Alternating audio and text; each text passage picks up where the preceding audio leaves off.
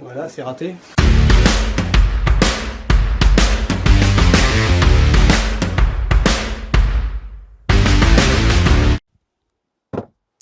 Voilà. Allez, salut les bricoleurs. Aujourd'hui, j'enregistre cette vidéo pour vous parler d'une caisse à outils. Cette caisse outils, en fait, je l'ai achetée parce que je me suis équipé récemment d'un rabot électrique de chez Triton.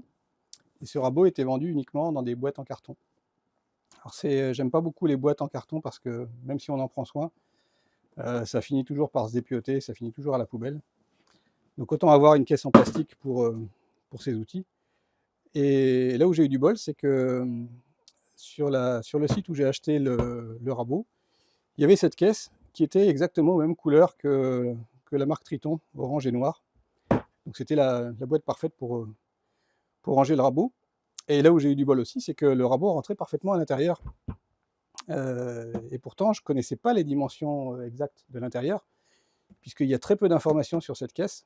On nous donne que les dimensions hauteur, largeur, extérieure. Donc j'enregistre cette vidéo pour que vous puissiez savoir exactement les dimensions intérieures de la caisse, savoir si ça va pour vos outils. Et puis il y a plein de petites astuces sympas sur cette boîte, donc je pense que ça vaut la peine d'en parler un petit peu. Donc le rabot, en fait, il rentre vraiment pile poil à l'intérieur, un peu en diagonale.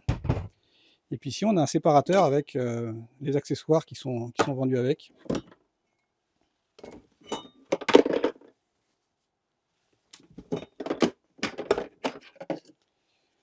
Voilà, et là, ce séparateur-là se déclipse. C'est un séparateur avec des petites sangles. Et on peut le mettre aussi de l'autre côté.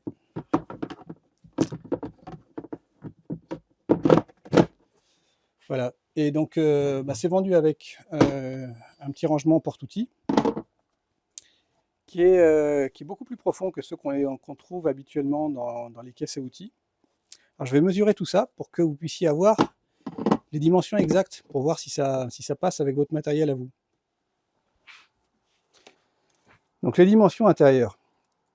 Donc la dimension utile vraiment à l'intérieur, on va dire, donc là on a 41 cm, on va compter 40 pour retirer la longueur des petites languettes, des rainures là, qui permettent de fixer des choses. Donc on va dire qu'on a à l'intérieur vraiment utile 40 cm en haut, parce qu'en fait c'est un petit peu évasé, donc en bas on a un peu moins quand même. Donc en hauteur utile, on va dire jusque là, on va dire qu'on a 20 à 21 cm maxi en hauteur. Et en largeur, toujours en haut, ici on a 22 cm. Le plateau range-outils, lui il fait 30 cm de long,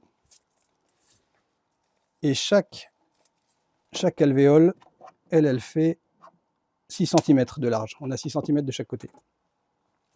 Voilà, et l'espace qu'on a sous le plateau, alors là c'est pas évident à mesurer. Sous le plateau, on va avoir 8 cm utiles dessous. 8 cm sous le plateau. Ok. Et donc chaque compartiment, ce compartiment-là, il fait 33 ici en haut. Et l'autre compartiment, ici on a 7 cm. Et comme je vous dis, c'est un peu plus étroit en bas, parce que c'est évasé. Donc ici, tout en bas, on a 32 maxi sur cette partie-là. 32 et 33. 32 en haut, en bas, 33 en haut. Et ce que j'ai apprécié, c'est qu'on est ici un petit creux dans lequel on va pouvoir poser des vis, des choses qui traînent. Hein, quand on est sur un chantier, on peut se poser des petits trucs ici. Et là, on a une encoche graduée.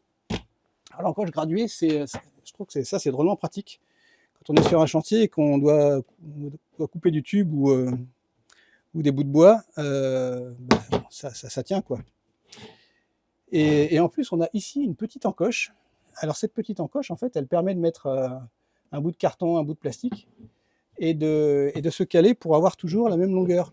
Ça aussi, c'est une petite astuce assez sympathique. Ce que j'ai remarqué aussi, c'est qu'on a sur le dessus des empreintes ici, de chaque côté, qui correspondent en fait aux pieds qui sont dessous. Donc en fait, sur l'annonce du produit, ils disent que c'est une caisse qui n'est pas empilable, mais en fait, si, elle est parfaitement empilable. On peut en mettre plusieurs les unes au-dessus des autres et ça ne bougera pas. Alors pourquoi ils disent que c'est pas empilable? À mon avis, c'est parce qu'il y a dû y avoir une version de cette caisse qui pouvait être, se fixer en stack, en pile. Parce qu'on voit qu'ici, il y a des petites encoches et ici, il y a aussi une encoche ici. Donc j'imagine que là, il devait y avoir, sur un modèle qui n'a peut-être pas été commercialisé, un moyen de venir clipser d'autres boîtes à outils les unes sur les autres. Ça, c'est typiquement le genre de petit bricolage qu'on peut faire avec une imprimante 3D pour se rajouter une fonctionnalité à la caisse. Donc voilà tout ce qu'on pouvait dire sur cette caisse à outils. Moi, franchement, je trouve que Triton, ils devraient la vendre avec leur rabot, parce que c'est à croire que c'est fait pour, quoi. C'est vraiment une caisse idéale pour ce modèle de rabot. Mais comme vous l'avez vu, bah, ça peut servir à plein d'autres choses. Voilà. À bientôt les amis.